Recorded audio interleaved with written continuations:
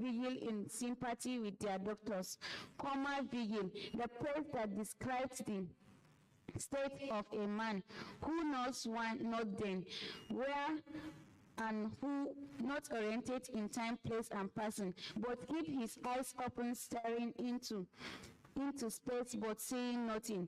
Astonishing enough, neurosurgery has something to say about that friend of Christ Jesus that was raised from the dead.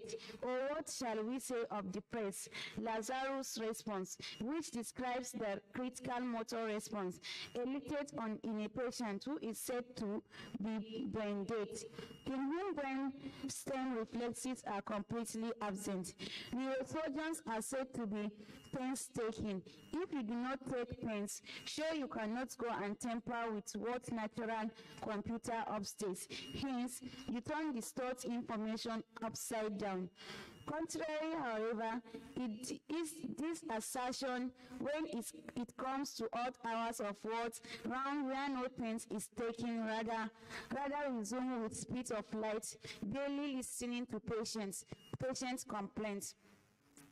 I underwent extra training on how to fill investigation forms, all in the name of taking pains.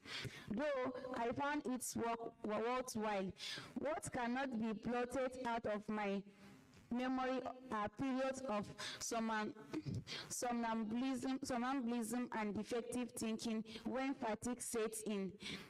Disheartening is the fact that great oftentimes is a communication gap between the surgeons and their patients, as some hydrocephalic children's mothers were not aware that their children have to carry the horns for life.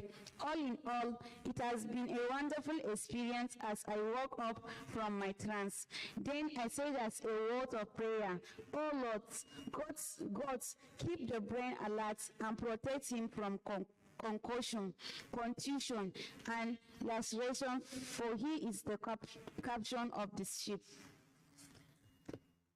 Chapter 7, Serendipity.